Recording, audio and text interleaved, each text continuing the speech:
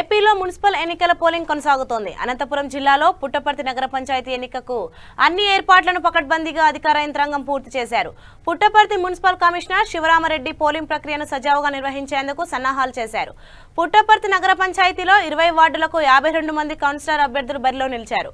పుట్టపర్తి పట్టణంలో 24,426 మంది ఓటర్లు ఓటు హక్కును వినియోగించుకోనున్నారు. 31 పోలింగ్ కేంద్రాలలో ఎన్నికలు జరుగుతున్నాయి. ఓటింగ్ వేళ ఎక్కడా ఎటువంటి అవాంఛనీయ సంఘటనలు జరగకుండా పట్టణంలో భారీ ఎత్తున పోలీసు బలగాలను మోహరించారు. ప్రతి ఒక్కరూ తమ ఓటు హక్కును వినియోగించుకోవాలని మున్సిపల్ కమిషనర్ కోరారు.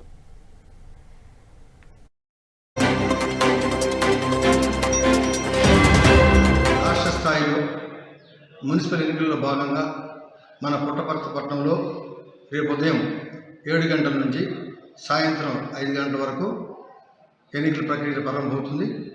ఈ ఎన్నికల ప్రక్రియకు సంబంధించి అన్ని ఏర్పాట్లు సర్వసిద్ధం చేశాం.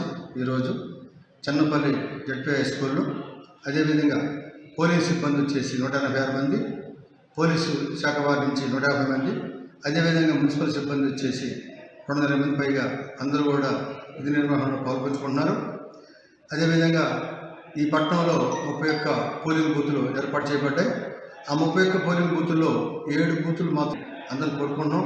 ప్రజాస్వామ్యంలో ఓటు వజ్రాయుధం కాబట్టి ప్రజాస్వామ్యంలో మీరంతా కూడా మరి పాల్గొనడానికి చేయాలని చెప్పని అందరూ కూడా మరొకసారి రిక్వెస్ట్ చేస్తూ మళ్ళీ చెప్తున్నాను, ఎట్టి పరిస్థితుల్లో కూడా ఎవరు కూడా ఓటు మిస్ అవ్వద్దు.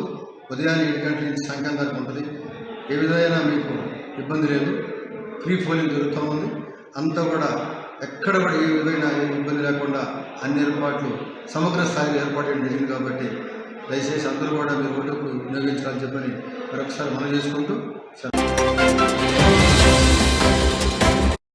పోయింది.